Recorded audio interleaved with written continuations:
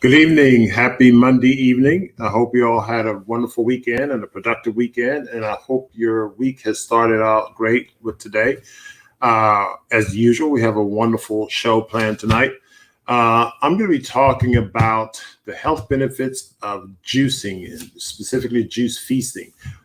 People often refer to as juice fasting, and we're going to talk about the concepts behind that and how it works, why it's beneficial, and so on and so forth. And we're going to share some things with you.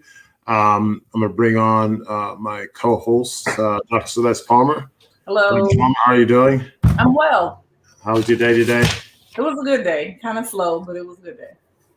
So we're going to break it to the audience. We both did something crazy. We joined this pack of people doing a juice feast. So about, we started out with 8. I don't know if you got the text message from one of our members, but somebody dropped out this morning. But you have to say today is day 1. Today is day, yeah. So fourth day 1, so they dropped out. But anyway, that's okay. But it is one. I've done that before. I've gone to juice feast. I said, okay, I'm gonna start this day, and the day kicks out, and I said, oh no, I'm gonna start another time, and I'll stop it. So of course I can't do it now because I'm leading the group, so it's supposed to be okay. So I'm stuck. I mean, that's the beauty of the group, because at one point today I was like, you know what, I'll just. But then I said no, because I can't go back in the group and say, well, this is what happened. So I'm in. Yep. So anyway, without further ado, we're going to get the slide up. And what I'm going to do in the first part is talk about now Zorro's commenting on, see, we're getting some shade already, but that's okay. It has a video entitled "Juicing Removes More Than Just Fiber." Have you seen it? No, I haven't seen it, Zorro, but I'm going to look for it. I had a conversation with Dr. Greg on juicing, so I'll share my comments with him. I don't know if he has any more recent data. And good evening, GMO. But we will talk about that. He did make a comment on one of his videos on juicing, and so we'll talk about that. Because there are some, in the plant-based community, there's some differences of opinion. I want to say controversy, but there are differences of opinion regarding juicing. What I will say is, in my opinion, well, I'll make 2 comments and then we'll go on. Number 1, there's not a lot of published data on juicing that I'm aware of. And then when I was looking for published data on juicing in peer-reviewed medical journals, that is, I didn't find very much. That's 1. 2, our personal experience with juicing is very good. And in terms of at Montgomery Heart and Wellness, us working with patients and coaching them and following their clinical studies and clinical follow-up, we've had good results with that, even though we haven't published our data. So I think, everything can be, peer-reviewed, because funding isn't there and so on. So oftentimes we have to go on clinical experience. So much of what I'll say to you is based on what I've learned, plus clinical experience and valid data that we've collected in our clinical experience and years of coaching patients with raw food detoxes, smoothie feasts, and also juice feasting. So there are health benefits that we found. So today, for the first part of this, I'm going to go with the general health benefits and cleansing for the mind, body, and soul. And, what is juice feasting? I mean, we talk about it. Lots of people refer to it as fasting. There is an element of fasting when you're going on a juice feast, because you're removing solid foods, you're giving your GI tract a rest. So those are benefits of a fast in and of itself. So even though the body's getting nourishment, unlike a fast, there are some elements of fasting where you're saving energy from digestion. And so, when the body is saving energy from digesting solid foods, then it can use more energy toward cleansing and removing waste, when oftentimes it doesn't, have the time to do that. Let's go through a couple of interesting quotes here. And these I've gotten from my previous mentor, John Rose. He sent me his files on this.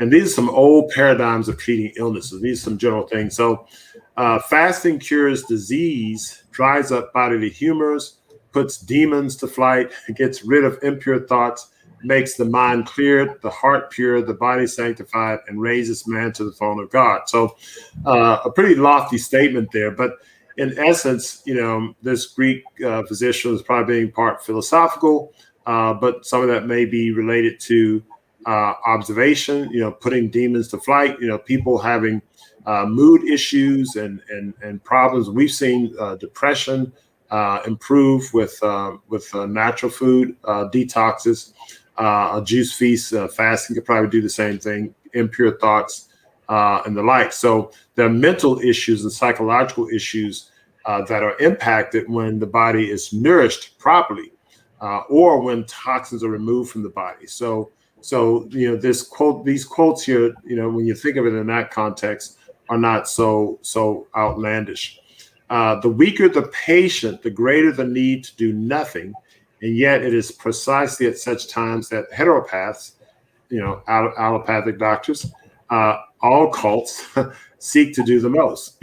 Now, this is pretty interesting. This Dr. Herbert Shelton, I think he's a PhD, but he wrote some pretty interesting books on juicing and juice feasting. In typical medicine, you go to the hospital, the dietitians are seeing the patient and say, well, your caloric needs are such and such, 2,000 or 2,400 calories or whatever the case is. And, the patient needs to be fed. Now, we'll have somebody in the ICU and, we're managing their critical illness and, hemodynamic, instability and the like. And so maybe they're not eating for a while and, they'll come and say, oh, the patient needs to be fed. We need to give them, peg feeds or an NG tube and start pumping these, chemical foods in their stomach. And so, here, the opposite thought, when the patient is sick, in fact, they need to eat less or in fact not eat at all. And many of you have had a dog, and that for those of you in the chat who has a dog, just put in there, yes, I have a dog, or say yes to a dog. So those who are online, who has a dog. If those of you have a dog or experienced a dog, I don't have a dog. I've never had a dog. Well, I'll take that back. My kids, they had adopted a dog, picked up a stray dog years ago. And so we did technically have a dog. I mean, I didn't want the dog, but he was at the house and they fed him, they bathed him. So he never left until I got somebody to adopt him. So Rhonda has 4 of them. So, okay, Rhonda. So the question is, have your dogs ever gotten sick? And so people who have dogs have told me when the dogs get sick, they will fast and drink water or eat grass. But typically they stop eating. And my understanding is that this is pretty much consistent among other animals. When they get sick, they don't eat, they fast. But humans, we get sick, we get taken to a hospital, we're forced to eat. And in other forms of illness, we're forced to eat. And so here, traditionally, it's thought that, this is not a good thing. Fasting actually is a healing process, and it's the natural way to go. And so Faye Parker says, yes, I have a dog who eats grass. Okay, and that's interesting because when the dog is sick, they eat grass. Shonda is saying, yes, they stop eating. I have 2 that have done so. So the dogs inherently, instinctively, will stop eating when they're sick. And if they eat grass and drink water, that's interesting because... Can I throw in something really quickly? Sure, absolutely, please. So, I mean, I know we are, making it saying dogs because a lot of people have animals and we watch animals do that, but children do the same thing. When they don't feel well, they stop eating, but we force them to eat, but they're not interested in eating. Well, that's good. Okay, so spoken from our resident pediatrician. So children are wiser than the human adults, So, the human adults, we're dumber than dogs and dumber than children when it comes to this particular issue. So the whole issue of fasting is a natural thing that we should do. Yet, we do the opposite of what should be done. So we have a lot of dog owners and dog lovers in the house. So the weaker the patient, the greater the need to do nothing, yet it's precisely such times that heteropaths seek to do the most. Now he's talking about other things than just feeding, but feeding is one of the most horrible things. If somebody's in cardiac arrest, we'll have to treat them for cardiac arrest, but I don't think we need to feed them. The more you feed a sick man, the more you harm him. And that's what Hippocrates or maybe Imhotep told him that. But either way, here's the issue. The more you feed a sick man, the more you harm him. And we see that. I mean, we see patients, we fast. And even if we put them on raw juice or water, it has a favorable impact. Man is the only animal that eats when sick. Continuous eating when uncomfortable, in fever or in pain, builds chronic disease. It is one of the most rigidly enforced laws in the wild to never eat when sick. Again, Herbert Shelton. So again, these are people who observe nature. And the other day we were talking, Celeste, you were talking about how, we at least should observe nature, do observe nature and learn, but should observe nature and learn. But we don't. And so I think that maybe we should go and observe nature more and would be the wiser for it. And then a man is so weak that he's unable to turn in bed, possibly in severe pain. With fever, there's no power to digest food. And so digestion is the last thing we need to do when we're sick. And so, again, another emphasis. So what I'm trying to do is set up the conversation to talk about, okay, the benefit of fasting or fasting-like issue is that, oh, hey, Jennifer from the Netherlands. I hope everything's going well. We're going to talk about juice feasting. Maybe you can do some juice feasting up there in the Netherlands. She came by and saw us a couple of years ago. So anyway, the issue of fat feasting, as we call it, is an element of fasting. It's an element of removing solid foods from the GI tract, an element of allowing the body to rest and allowing the body to heal. And so that's an important factor that we have to consider in the context of this talk about juice feasting. So all of these, quotes point to one thing: healing, allowing the body to heal itself. So I want to get into that a little bit more as we go through the discussion, but I thought I'd just open up with those quotes to set the tone. So let's talk about some basic aspects of juice feasting. Now, when we talk about juice feasting, is when you're drinking, you're not eating anything. So we're all accustomed to eating, whether you're eating a healthy vegan diet, a raw vegan diet, or a junk food American diet, whatever diet you're eating, you're used to putting something in your mouth and chewing on it and enjoying it. And regardless of how healthy we eat, quote unquote, we all probably eat more than the body needs. We live in a smarter society. We have refrigerators, we have storage, cabinets, etc. We have ways of drying foods and preparing foods and improving the shelf lives of foods.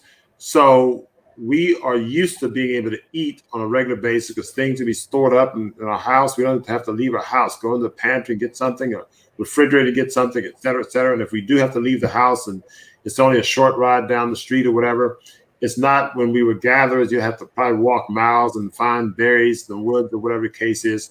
Now we just have to sort of reach across the room and there's some snacks or things. So we've gotten used to being able to eat and eat to pleasure. So it's not just that we eat out of necessity. In fact, we eat probably 99.99% of our eating is out of pleasure. What would your estimate be, Celeste? Is that?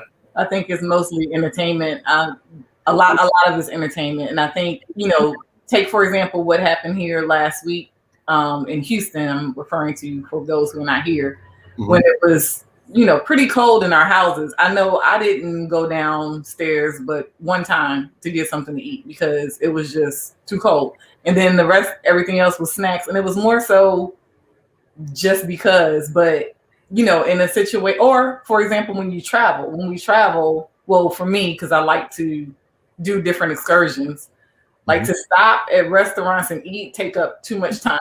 So I like to be out and about in the city or in the countryside or wherever it is. So I just know that a lot of eating, especially that the kids are doing, is entertainment eating, snacking, I should say, because they're really doing a lot of snacking. And the adults, the parents are doing the same thing. Yep. So yeah, so the thing is that we're accustomed to just eating, and so our psyche is that we eat. So if we have to shift to a phase where we're not eating at all, meaning that we're just drinking mostly water, mostly cold pressed juices and water, and we're not chewing, that has a psychological impact. So if you're going to go 5 days or 10 days or 15 days or 30 days or 40, 50, 90, 100 days, that has a big impact. And so you have to prepare for that. So the first thing I want to talk about from a practical aspect of juicing is a mental preparation. So here's a video of me because, just to let you guys know, Celeste and I, we're starting a juice feast. For those of you just chiming in, and we want to talk about the health benefits of juicing, but we're actually going through this process even now. So let me share with you some things I did. I made a little video of myself and talking about my mental preparation. Here you go. It's about 4 or 5 minutes. Hello, good evening, and welcome to my initial video for the Juice Feast program that I'm developing. I'm Dr. Baxter Montgomery. Many of you may have seen me on our Fresh Natural Live show. And what I'm doing here is putting together a video documentary as we will start coaching individuals through a juice feast. So this video is the introductory video. So basically what I'm going to share with you in the next couple of minutes is, what I did to prepare for the juice feast. Tomorrow will be my first day of a juice feast. Now, I haven't determined how long I will go on the juice feast. Now, notice I use the phrase juice feast and not juice fast. I think of it as a feast because raw plant-based juice, and I'll be consuming mostly vegetable juices. We'll have most of my juice will have one fruit and most vegetables or only vegetables. And I'll go through that with you in detail as I go through the juice feast. What I want to talk about tonight is how you prepare for the juice feast. Now, it's a feast because you're consuming a nutrient of a higher quality than the normal food. I normally eat a plant-based diet, which consists of raw plant foods and also cooked plant foods. However, cooked plant foods are not as good as raw plant foods. And to some extent, cold pressed juices are a little better than even the raw plant foods because it allows the body to rest and cleanse, and it allows the body to detoxify, to rid itself of toxins that's built up over time. And so I'll talk you through some of those things as we go. I've done juice feasts over the last, 17 years or more, as short as 9 days, as long as 101 days. I don't know how long this one will be. I'll be working with a group of people, and so I'll be coaching them through the juice feast as I go through it myself, and I'll share some of that video with you. So this is the beginning of the video of that. So what should you do in preparation of a juice feast? First and foremost, you should set a time on the calendar. Choose a time on the calendar where you're going to start. That's day one. And you want to give yourself about at least a week, 2 weeks, maybe 2.5 weeks of lead time to get your mind ready, to get your body ready, to get your schedule ready for this juice feast. It's ideal that you're not traveling during that time. I've done a juice feast when I did 101 days. It included a lot of travel that brought in some extra areas of layers of difficulty. Being in airports and the like, and not being able to get the cold pressed juice the way you need to, and so on. But you want to have an ideal situation where during the time period of your juice feast, you're at home. Granted, you can't stop the world, so you may have to go to work and do various things that you normally do in your lifestyle. So just be prepared. Have your cold pressed juices ready. So many people like to juice it themselves, and I welcome you to that. I'm not one of those people. My schedule precludes me from doing that. I did try to juice myself for a couple of times years ago, and my schedule just got in the way with all the prep and the like. So I purchased my cold pressed juice from local juice places. There are about 3 or 4 places I go to that has different characters of juices, different flavors, and it keeps it interesting. Also, during the cold juice feast, I drink water. I drink herbal teas without any sweetener added, and I drink raw kombucha from time to time. and I'll share with you the different things that I do during the juice feast and how it works. So anyway, today's day T-1 day. And tomorrow morning we'll begin the juice feast. By the way, I had my last meal around 3 or 4 o'clock today. So going into the first day, I really start like about 4 or 5 o'clock the day before and move into the first day. So there's momentum going into the first day. I wanted to stop eating early in the day. My schedule precluded that. I was very busy. So I was able to have my last meal around 4:30 or 5 o'clock. So that makes a difference. So anyway, this is the beginning. I will talk to you about how I'm doing and the different things and measurements and various things as we go. I'll also give you insights on the health benefits of juice feasting, why it's important, why it's beneficial. People have questions, where do you get your protein and so on and so forth. We'll address all of those things as you go through this process with me through my journey of juice feast. And I'll show you some of my emotional things and psychological challenges I go through during the juice feast. It all affects, we all have our own approaches to it, and we're all challenged by it in different ways. So I'll share, some of the things that I'm going through with you. So I look forward to visiting with you more, and we'll take this on together. And perhaps someday, if you haven't done a juice feast yourself, perhaps someday you can come and let us help coach you during the juice feast. All right, until next time. Okay, so there you have it. As I was listening to that, I saw a number of interesting comments in the chat that I'm going to address. A lot of very interesting comments. What I will say is that just to highlight some points I made in the video, that mental preparation is really important, and setting a time on the calendar. And the other thing I did is sort of ate some of my favorite foods. Now, of course, I eat a conservative vegan diet, but I probably ate more cooked foods than I normally eat. My diet is mostly raw, probably 75, 80% raw. So I probably bumped that 20% of cooked over the weekend. And that those things aren't necessary. We don't recommend people really binge and eat a lot of junk food before they juice, because you're going to detox very heavily. But certainly you want to psychologically get yourself mentally prepared, especially if you think you're going to do a prolonged juice feast, something longer than say 3 or 4 weeks. And so that way you can say, okay, I'm ready to go with this and so on. So what are the basics of juicing? I want to cover a couple of things again in this first part. So we'll cover the basics of juicing in part 1, and then we'll go in a mission, and then we'll come and talk about some of the nuts and bolts of juicing, the techniques and things like that, how to prepare, how to juice, what to juice, and so on and so forth. And so again, this whole talk is really a part 1, because there are a lot of aspects of juicing that we really can't cover.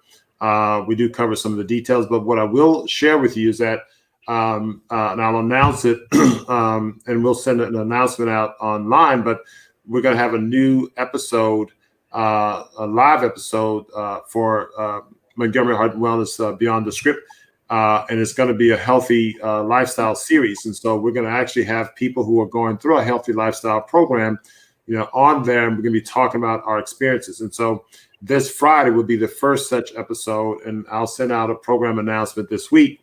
But Friday evening, we'll have our group who's going through the juice feast, and we'll be talking about our experience as we go through it. And so every Friday we'll go through that.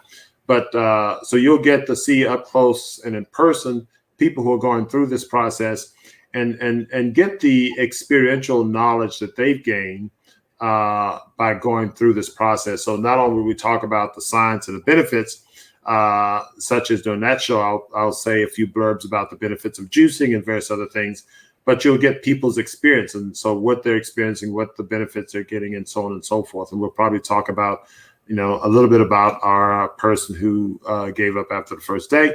And without mentioning her, but I think, there's some things to be discussed related to that. So there are some comments, great comments made in the chat. I will address those.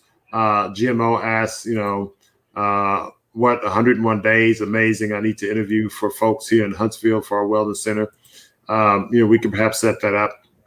But let's talk about the basics of juicing. So general tips, the best rule of thumb. Now, first of all, what I want to say is that there are a lot of experts on juicing. And so, there's some things that are stated here that you may see another expert say something differently. What I'm going to do is try to comment. And I've listened to different points of view on juicing. So I'll comment on this and as we go through. The best rule of thumb when it comes to juicing is to juice what you like and juice a wide variety. So I think that's especially when you're new to juicing. So, when you make transitions, and I think most experts would agree, and this would make any transition. So you're making a transition to eating plant-based foods versus removing, dead animal flesh and dairy and stuff from your diet. So people who make that transition early on, they're going to probably eat more processed plant-based foods than we would normally recommend. But I say, okay, that's fine, because you see it as a transition and as a stepping stone, not a place you're going to live. So if you're removing, say, bacon and eggs and cheese and butter and all that stuff, but then you may, eat a processed, tofu burger, whatever the case is, that's good, because you're breaking, to some extent, you're moving in a positive direction. And so you take steps. So this is along the same lines. While you may have some experts who say, for instance, Dr. Brian Clement, who said you should do vegetable juices, you should remove fruit. He'll also say some of these other foods get transitioned. So fruit juices are good if they help you get through the day. And my juices, when I started juicing, years ago, it was mostly fruit juice, and I'd have one vegetable juice, and even it had a fruit in it. Now my juices are mostly vegetables. It may have one fruit, all vegetables, and I cannot stand the all fruit juices now. I can't stand to have a apple, pineapple, pear, whatever juice or something like that. And now I'm getting into where I'm doing all vegetable juices, which taste better. Before they used to taste bad. So you want to do a wide variety of juices. Start off with what you like. So that's what you will enjoy it, and you'll get through the process. So if you juice what you like, you'll often look forward to juicing. And if you juice a wide variety, you'll be supplying more of the nutrients that you need. So the variety is important, and variety is important even when you're eating. So that's all important as well. Fruit juices are considered the cleansers and energizers of the body, and vegetable juices are considered the builders and regenerators. So the green juices, the green vegetables, they receive the sunlight, they build energy cells, so they are very important for the body.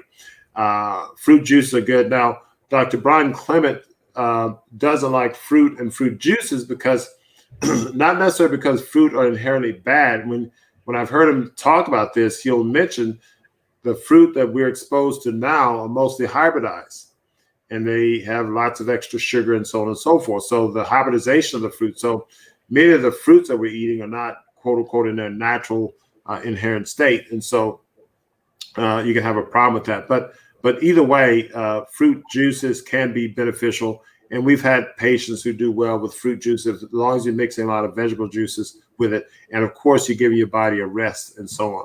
But as your juicing experience gets better, then you want to gravitate toward more vegetable juices and more bitter juices along the way. So whether you're juicing fruits or vegetables, the most nutritious part is the outer layers. It's estimated 95% of nutrients in melons are in the rind. So for watermelon, cantaloupe, honeydew melons, you should juice the rind. What I will say about this, the following, that I should have had it in my slide. You want to do this if these foods are grown organically. If they're not grown organically, I would be careful with juicing the rind. This is the advice that I've received. And then you don't want to juice orange peels, grapefruit, or mango. So things that you have to peel the coarse outer layer, you don't want to juice those. The only fruit that you don't want to juice, overjuice, is citrus. And I had a personal experience with this when I was juicing. My very first juice feast, I remember I was drinking cold pressed orange juice. And I did have a very good experience with that.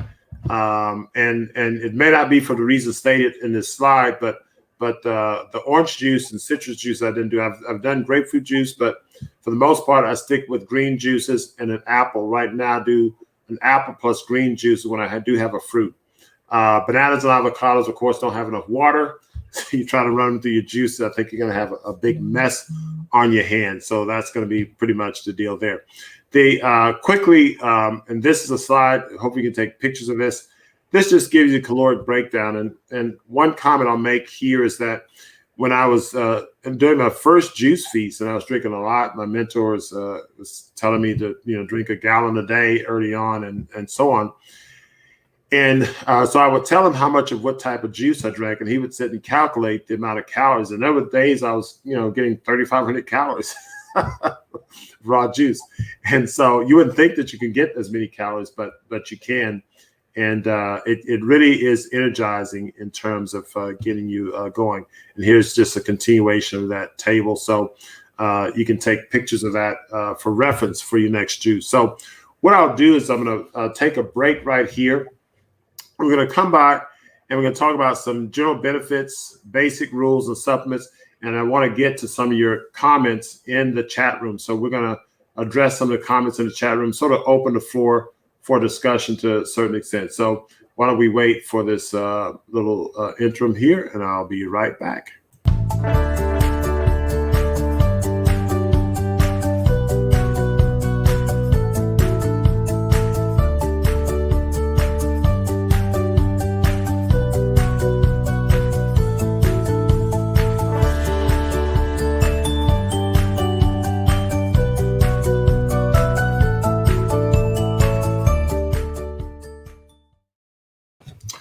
Okay, so we're back. And again, just to recap what we talked about in the first segment, first and foremost, the philosophical benefits of juicing is that it approximates the fasting state. Now, again, there are places that does water fasting, and water fasting is different than juicing.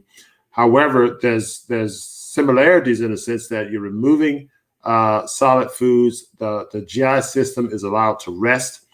The nutrients from a raw or cold pressed juice is absorbed very efficiently. And so there are very similar benefits of juice feasting that you get from fasting. So if you think of it in that regard, the benefits of fasting or pseudo fasting are that you allow the body to heal. And this is beneficial for the individuals who are ill. And so what we typically do when we detox our patients, we put them on intermittent fasting, we put them on smoothie feasts and juice feasts. So we try to push them in a realm closer to a fasting state or closer to a situation where the GI system is at rest. It allows the body to heal. So a lot of energy goes toward healing. And so that's one major point we made early on. The other points we made is that, a juice feast or period going through prolonged juicing is beneficial in the sense that it allows the body to heal over a period of time, and it can have a healing effect, but you have to prepare. You have to mentally prepare because it's something that it's a psychological process that you're going through. And so you have to set a time on the calendar, make sure you're not traveling, and prepare your house, have your juice ready, know where you're going to purchase your juices from, and then move into it with a well-designed plan. And then there are other aspects of juicing, juice things that you like, juice lots of it, drink a lot of juice, and so on and so forth. So those are things that we covered overview wise in the first part. So I'll bring Celeste back. And so what we're going to do, Celeste will go into part 2, and we'll talk about the general benefits. Any comments you want to make? Anything you want to add to what we talked about the first time around? No, I mean, I feel like it's very more mental than we think about it. And it's not until you actually start doing it that you realize how mental it is. Because Yep. I can't say that I'm hungry. It's just that, like I shared with you, I just want to chew something. I've done 2 weeks before, but we're wanting to do a little bit longer this time, so that will be a challenge. But I think it's just for me, it's very mental. But then becoming vegan or plant-based or whatever label we want to put on it is also mental. So it just kind of heightens the mental game here. And I think that's why also fasting is different religions and different cultures fast, because it makes you center and kind of close off the external world a little bit to kind of turn into yourself. because now you really have to think about yourself and why am I craving certain things? Whereas when you're feeding that craving, you don't really have a chance to think about it. And it gives you a lot of extra time too, because you don't have to go buy food, you don't get to prep food, so you have a lot of extra time. I'm glad you pointed that out. I mean, it's something that I didn't really touch in the first part of the discussion. We really should have, because the whole aspect of going to a better diet, from a horrible diet to less horrible diet to a plant-based diet and raw plant-based, etc. It's a mental process, and the psychology. Because what we don't realize is that we don't realize that we're addicted to foods, and these food addictions are just an amazing thing. Even if we eat a healthy diet. A so-called healthy diet, which is eating multiple times a day, is I'm eating salads. I'm eating 3 salads, and I eat salads a lot. I eat big salads. I love these salads and the healthy salads, but still, it's probably more salad than I need. But the point is that we are addicted to chewing, and when we challenge ourselves, so you may go from eating a standard American diet to a plant-based diet 100%. So that's a mental step in the right direction. So then you get used to eating a plant-based diet. So you got to challenge yourself even more. I'm going to do all raw. And so, oh gosh, that's, I can't have my beans. And we'll put me on detox. Oh gosh, I can't have this.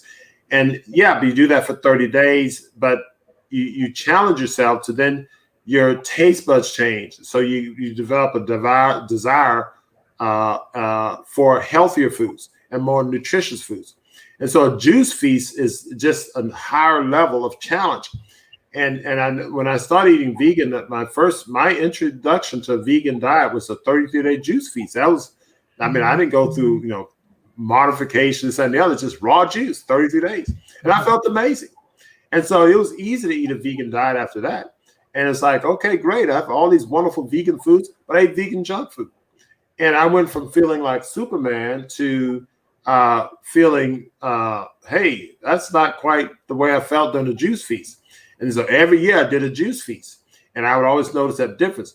But every year I did a juice feast, I would always improve my diet. So we're going to cut this out, cut that out, because it was almost natural in a way, because I desired that feeling for the juice feast.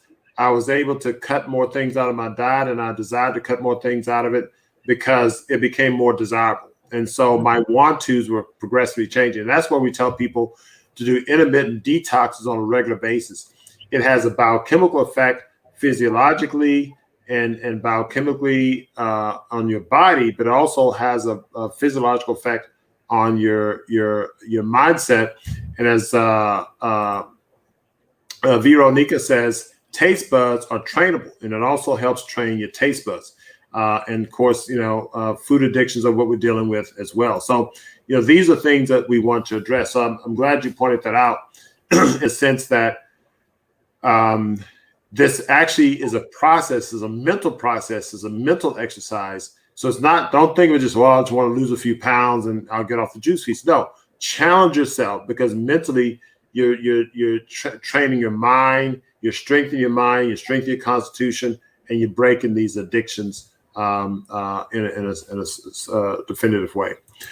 So we're going to go through this. So let's help me keep up these comments. There's so many great comments. Yeah. I want to go back and address these comments. I'm not going to spend too much time on this section, but there's some important things. There's some general benefits, basic rules, and supplements. So it's back up to GMO. Just made a comment about making sure the teas have no pesticides, so organic teas and tea bags. Yeah, I saw that earlier. So yeah, organic teas, no pesticides. And we do drink organic teas during the juice feast. And so, yes, and you should make sure you try to get organic produce. It's not always possible, but again, as you work through the process, you try to get better and better each time. But yeah, great comment. And so, can I throw in something too? Something, some of the people answering the question for them about sugars and juicing our fruit. because I think that's a concern for a lot of people, especially if they're diabetic, because that is kind of floating out there that diabetics can't eat fruit. So I want to spend some time on that. In fact, I'm going to fly through this and I'm going to spend some time, and I keep remind me of that because I saw a question on that too. Yeah. And there was I had a conversation with Dr. Greger about this.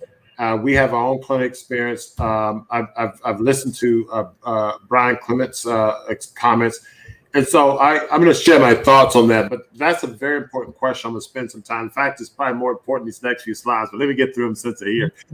But anyway, general benefits: weight loss, remove junk from the trunk, heal diseases, pull waste matter from each cell. Change the ionic pressure of the colon, get new reference about how to eat healthy. We talked about that. And it gives the body what it really needs, a solid food vacation. I mean, our guts, we're never in a fasting state. I mean, we may be in a fasting state when we sleep at night, but probably not even then, because a lot of the foods that most people eat don't even pass through the gut very well. So their gut's full even when they're asleep. And the clearer the why, the clearer the how. And that comment's there. I don't remember the benefit that I used to know what that meant. But anyway, don't mix fruits and vegetables. I really don't subscribe to this. I do mix fruits and vegetables. This is from old thinking. And I think some of the purists, I mean, they probably know more. Well, they know more than I do.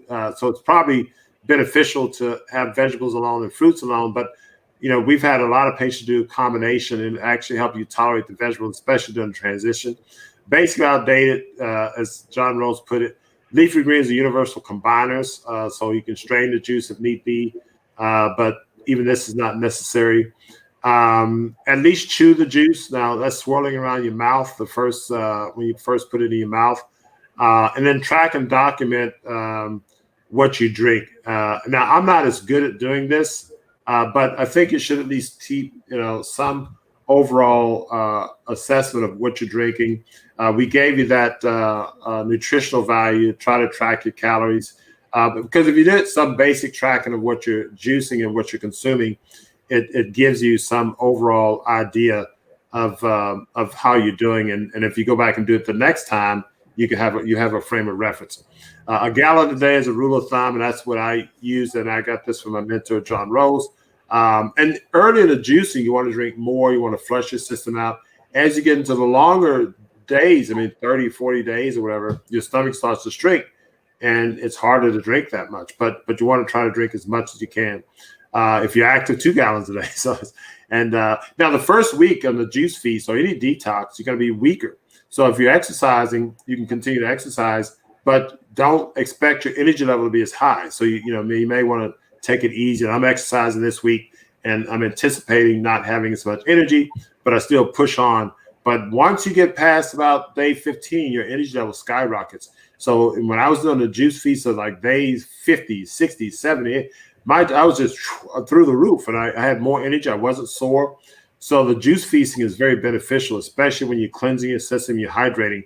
And I wasn't doing all vegetable juice. I was doing a mixture of fruit and vegetables, but I still had a lot of energy. And I was still performing very well, although I consume a lot of blue-green algae. If you drink too less, you might might lose lean body mass. More juice you drink, more weight you lose. The high weight loss is saved because you lose waste matter. And that's true. When I was, 50, 60 days with no solid food, and I was still putting out solid waste matter. So you can continue to do this. So we're going to break here and open up the floor for questions and comments, which you guys have been delivering all along. And so I'm supposed to remove that. So what I'm going to do, Celeste, did you see we mentioned one, the sugar issue. Yeah.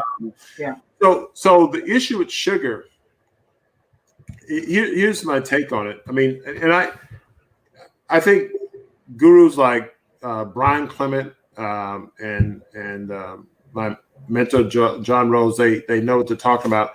And I think there's a spectrum of things. And Brian Clement, they run Hippocrates Institute, and they treat a lot of cancer patients. They probably treat as many or more cancer patients than anybody per year.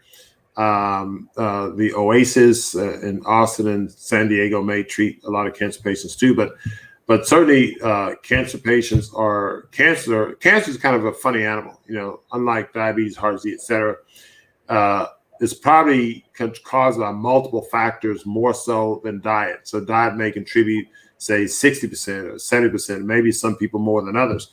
But cancer is probably influenced by environmental toxins, maybe more so than other disease states, but maybe a little bit trickier. Long story short is this. Their experience when I visit Hippocrates, they're very big on minimizing the fruit. I mean, there's very little to no fruit there. And Brian Klimek makes a comment that most of the fruit we're exposed to is hybridized. It's hybridized to be sweeter. And so the process of making these foods sweeter in a genetically modified way, to some extent, takes away their inherent nutritional value. Having said that, I would argue that yes, vegetables are better and fruit are probably not better. And maybe we need to put that to the test. One day, Hippocrates may have data showing, if we put them on fruits and veggies and so on, then we get a difference. I haven't seen it published anywhere, but I'm not going to say it's not there. What I can speak to is our experience. And we've had diabetics. We see a lot of diabetics. I'm talking, our experience goes back to 2008. We hadn't been around as long as Hippocrates. We've been around even longer than that, but we've been around for a while. We've been around the block. And so we do have a body of experience. What I can say is that we treat a lot of diabetics. We treat a lot of people with heart disease, a lot of people with chronic inflammatory disease. We also treat patients with I say treat. We nutritionally support people with heart disease, diabetes, cancer, and all these other things. So in the context of our nutritional support of these patients with juice feasting, detox, etc., I've had no problems with our diabetics with fruit when it's raw, no problems with juice or smoothies with fruit when it's raw and cold pressed. So in fact, on a juice feast, we've had our diabetics do much better, on a juice feast, even with and without fruit. Now, granted, they eat a lot of vegetables in their juice. So it's not like it's all fruit juice. It is cold pressed. We tend to have one fruit plus veggies, but sometimes they have 2 or 3 fruits. But the point is that their juices do not totally exclude fruit. And in that context, we've seen good results in our patients who are diabetic and who are juice feasting or smoothie feasting or mixing juices and smoothies with their raw foods. And we've had published data on the mixture of juices and smoothies in patients where we see a decrease in hemoglobin A1C, not an increase. So that's our take there. I think the fact that you have food in its natural state, cold pressed juices are not the same as processed juices because they're chemicalized. The heating and pasteurization of a juice destroys it, changes molecular structure in a different way than you have a raw juice. So a cold pressed juice is different than a processed juice. And someone mentioned Dr. Greger. I read one of his videos, and I don't know if that's the video that you're referring to, but this is a few years ago, and he talked about eating whole foods better than juices. And when I looked at the publication he referenced, it was a study where they had looked at nurses and they were doing recall surveys where they'd say, okay, well, how many juices did you have a day and how many pieces of fruit? And they said, well, the people that ate more fruit did better than people that had juices. But when they looked at the juices they were drinking, it was like fruit punch and other things like that. So it's like, oh, okay, those juices are equivalent of Coca-Cola. It was all pasteurized juice with chemical additives, etc. So not the same thing as cold pressed juice. So when you make a comment like that, you say, well, whole fruits are better than juices. There's probably some inherent, truth to that. However, if someone has no teeth or the digestive system bad, I think the juices are better. Especially if someone is ill, juices are going to be better. So you have to put it in context, but you have to emphasize cold pressed juices, not processed juices. And we have to look at how these foods are prepared. I think I may have went on long enough. Any other comments on that? Just on the same topic, since you're there, one of the people asked about, Jean Christian asked about if you're on dialysis. Okay, good question. I had a patient on dialysis. Well, we treat a lot of people on dialysis, I'll say that. And we actually have them consume their liquids freely. But I'll give you an example. One patient I treated on a juice feast. So it was a dialysis patient. And what he would tell me is that he was always thirsty. And so, in fact, he'd wake up in the morning, his mouth was so dry, his tongue would stick to the roof of his mouth. So I put him on a juice feast. Now, he was on a volume fluid restriction of 900 mLs a day. So drinking water 900 mLs a day, he was, always thirsty, tongue sticking to the roof of his mouth. I put him on a juice feast. He still stuck to 900 mLs a day. So he didn't go beyond his volume intake restriction. However, on the juice feast, he felt much more hydrated. Never thirsty, never dry mouth when he woke up. Tongue wasn't sticking to his mouth. So the juicing was, he got his water from, it was a plant-derived water as opposed to the, inorganic or the inorganic water where I don't know what he was drinking, brand X that was probably acidic. I'm not sure. But a plant-derived water probably hydrates better because it gets into cells better. It's probably better structurally, molecularly structured better, so you get into the system. We talk about alkalinized water, and alkalinity of the water is important, but there may be some other characteristics of water, above its alkalinity that we have yet to discover that is in a plant-derived water compared to an inorganic water. I think it's Doug, blanking on his last name, but he wrote the book 80-10-10. In that book, he talks about how we probably should drink our water more so. We probably should eat our water more so than drink our water. But anyway, plant-derived water probably gives you some added benefits. So dialysis patients, in my experience, and a handful of patients I've treated have done well on juice feasting, and we follow them closely clinically anyway. Okay. And then Tamotha, she asked about the celery juice. So I don't know if you're familiar with Dr. Anthony Williams. He speaks highly of celery juice and has books and lectures on that. But would celery be considered a bitter? Because I think it will function as a bitter in this case. I don't know if it's technically a bitter, but all the people that I've read about and looked at juice about in my mentor, they all speak highly of celery juice. So whether it's technically a bitter or not, it's only thought to be better whether it's bitter. So. Yeah. I mean, it definitely has when you think of it, it's a cleanser, it makes you, it's a diuretic, so it makes you go. And so, and it doesn't taste sweet. Yep. More bitter. I'm gonna start doing more celery juice. In fact, I did have a custom juice made, and I had 2 shots of wheatgrass. Boy, that made me very unsettled. I sent you a text message. I had to drink some raw ginger to help my GI system. I got better though. But I had made me a bitter juice. It had celery, cucumber, dandelion greens, and kale. And the dandelion greens is the bitter one. It wasn't bad. Yeah.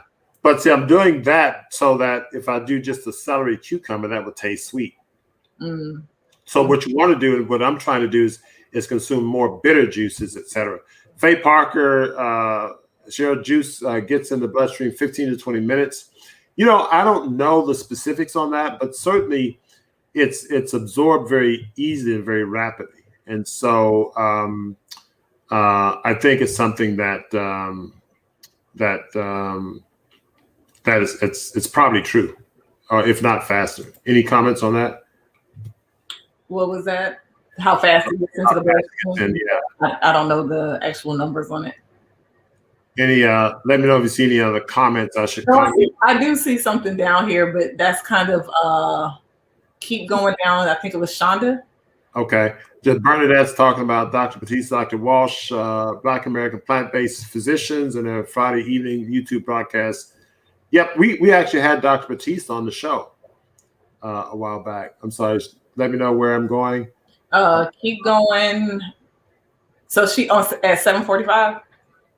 Okay, 7:45. I see it. Shonda's? Yes. Okay, what if you don't really have to lose weight, i.e. you really shouldn't lose any weight? I guess you should count calories in this case. Now, that's a great question. So, and I get this from people who are thin. They come in and say, well, gosh, I can't afford to lose weight, do this detox, et cetera, et cetera. Many people may know Christina Buckram, but there are other people online who, promote raw diet, who are thin when they get to this. And so what I tell my patients, don't worry about your weight, because the body will take care of itself. And often you will lose weight, but then gain it back. And you just have to endure that weight loss. And I think, Celeste, you had some experience with that. You're these people who have the misgivings of not being able to gain weight very easily. No, it's not like that. From the outside, people think that, but when I did change my eating to plant-based, I lost. And then when I did the juice feed before, I lost more weight. And so what happens is, I'm feeling fine and I'm feeling good, but people are kind of pulling me to the side and saying, is everything okay? Yeah. And then I did it so long ago, I didn't have anybody to really help me out. I started questioning myself. Is everything okay? But I knew that I felt fine. So it is part of the mental game too, because, and I think before, this was years ago, this is when I first got down here, I think I told you I ran into you in the office and I said, hey, I'm doing this, but I keep losing a lot of weight. So is that bad? Is that okay? And you said what you just said, your body's going to kind of drop all of that excess weight and then it's going to come back up to where things are balanced. So yes, it is an issue, Shonda, because you kind of feel comfortable where you are and you don't feel like you really need to lose weight, but sometimes your body is telling you need to drop some of that off. And what your body does need will come back. Yeah, it's like remodeling a house. You go to a house and the house probably looks okay on the outside, but underneath there's some wood that needs to be replaced and different things. So you have to kind of tear things down. And so during the remodeling process, the house, wow, that house is gutted out. It looks terrible, but it's a rebuilding process. So tearing down is part of the rebuilding. So your body does a similar thing. It may tear down and you may look gaunt for a while, but then it rebuilds. And so that rebuilding process is important. Kirk's talking about it fell off the boat. That's okay, Kirk. Just get back on, have somebody throw you a life raft. It happens to us all. And like we said, it's a mental process. And so it's really important. Let me know if you see any other. Deepak asked about taking your supplements and medications while you're juicing. Oh, yeah. Okay, hold on a second. I think hearing Dr. Vickers used to the Gerson Clinic in Mexico say that the sugar or fructose acts as a delivery system for other nutrients such as. Okay, I didn't know that. That's a good comment. I'm sorry, what was that about the other supplements? 751. Okay, 751. Up, one more. Oh, to 751. Will you take? Great question. Now, we will get into that in more detail throughout the other part, but the answer is yes. There are supplements you can take. The part two of this discussion, which I'll probably do in a few weeks, because we'll go through our juice feast as a group, and hopefully you will join us on our Friday evening show and follow the group. And I'll do a part two discussion where we'll talk about supplements. But the answer is yes, you can take supplements. I'm not a big supplement person in general, and I like to use supplements in a more targeted fashion. And what we've developed at Montgomery Heart and Wellness is sort of a set of core supplements that we think to do things that are foundation, things that are antioxidants, anti-inflammatory substances, things that help nourish and enhance mitochondrial function. So then it enhances the body to do its job. The other thing we try to do is do things that enhance the body's microbiome, which is a kind of a complex thing. It's more than just giving someone probiotics, but we'll talk about some of those things in detail. But the answer is yes, you can take supplements and it can be beneficial in general. Celery knocks out gout. Okay, we got some people with good experience there. And I guess the little girl is saying that. Now, just real quick, Dr. Montgomery, what about your medicines that you have to take with food? What about those people who are on medicines that they have to take with food? So good question. So when first and foremost, what I'll tell people is if you're on medications, then you may need to let your doctor know that, hey, and this is with any kind of nutritional change. So whether you're going, eating healthier, plant-based diet, raw diet, whatever, you want to make sure your doctor knows and that you're working with your doctor to make needed adjustments in the medication. Because if you go on a juice feast or any healthier nutritional regimen, you may need less of a certain medication, or the body during detox may, for instance, when people detox, sometimes the blood pressure may go up because when you detox, you're removing toxins and things are moving through your bloodstream. So you may have transient increase in blood pressure. So you want to be with a physician who's going to work with you. And we work with our patients and make adjustments in the medications while they're on a juice feast. So the answer is you will likely have to make adjustments depending on what medication you're on. Make sure you're working with your physician to work those things out. Mm-hmm. Somebody loves wheatgrass here as a wheatgrass lover. All right, Shonda.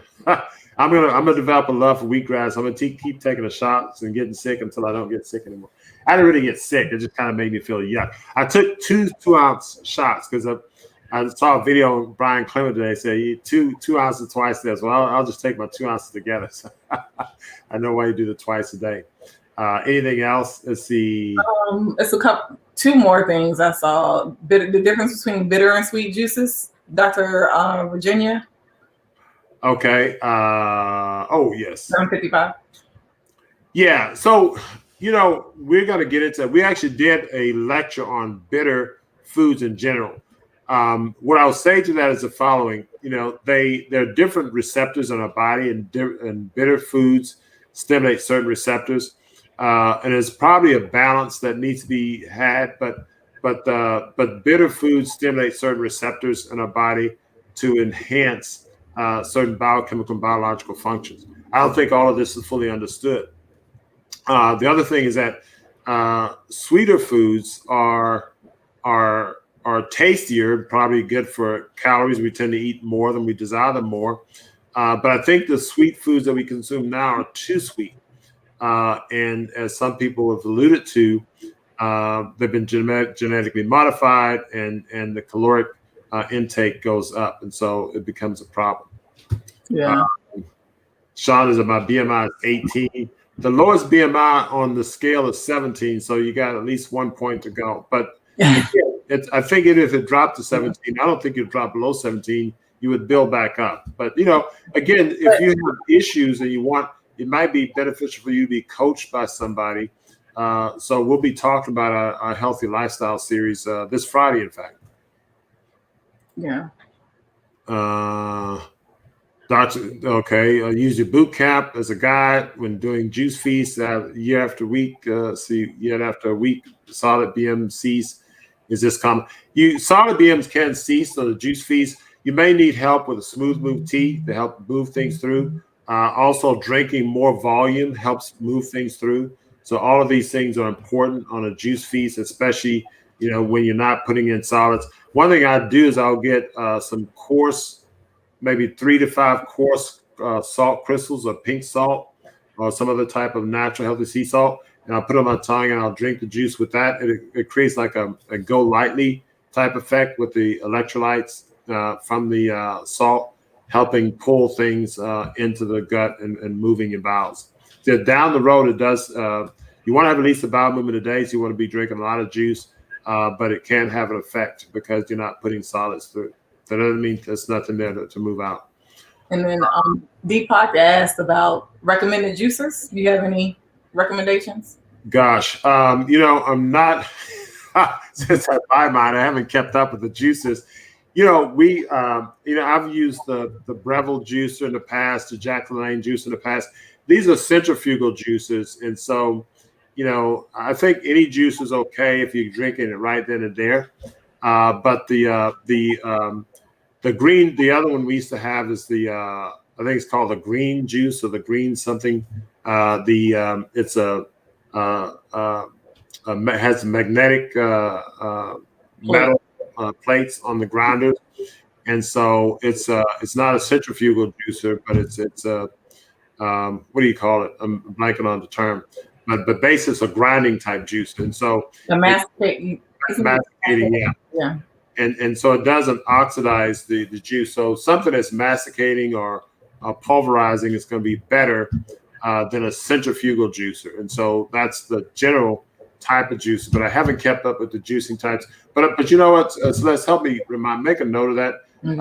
In our later comment, I will do some research on juices and come up, and I'm sure you can do the same. But yeah, I'll talk to some. I have a Jack LaLanne also, but again, it's the centrifugal one, and I start looking into like the omegas and some of the others, but you know, they get very pricey. And I want to make sure I get a good one.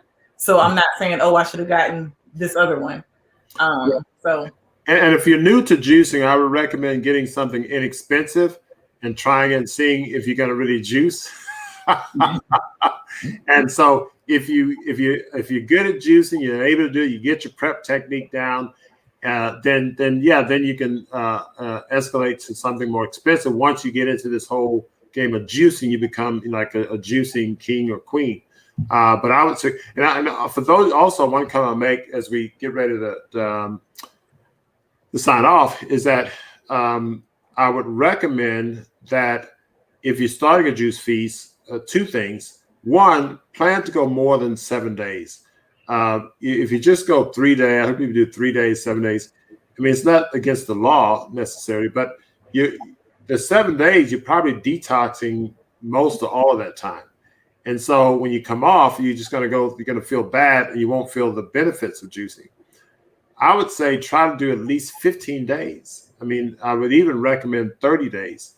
Once you get past that 7 to 10 day period, you start to feel really good. So if you go 15 days, you have about 5 to 7 days of feeling a lot of energy and feeling the benefits of the juicing. And on day 15, you may think, well, hey, maybe I'll go a little bit longer. So I would tend to say do at least 15 days and ideally try to do 30 days. Now, you may want to do a few days to kind of get your feet wet to say, okay, these are the juice I like. For that, I would recommend just drinking a lot of juice while eating solid foods. And then you can say, okay, now I'm going to plunge and just do all raw juice. But I would recommend doing at least just 15 days and then work your way out to 30 days. The other thing is that if you are going to try to juice yourself, I would still have places you can buy your juice from and maybe have some juice as a backup in case you try yourself and you get busy and you're not able to prep. You have some juice to drink so you can continue your juice feast. So just give yourself a backup plan, especially if you're new to this, it's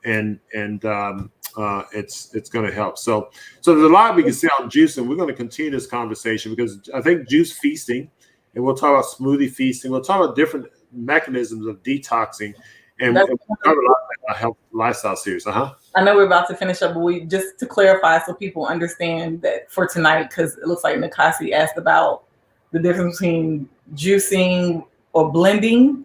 Can you just clarify that we're talking about juicing, not with the Vitamix? That's right. I'm glad you made that. I'm glad they made it. I'm glad you pointed out to me because people mix that up. Juicing, you're taking the pulp away. You're taking the fiber. And I would say you don't take all the fiber because there's still some fiber there, but you're taking the pulp away. And some people, wow, you need the fiber, et cetera, et cetera. You're trying to give the body a rest. So you don't want that stuff. You don't want that there with the body trying to break that down.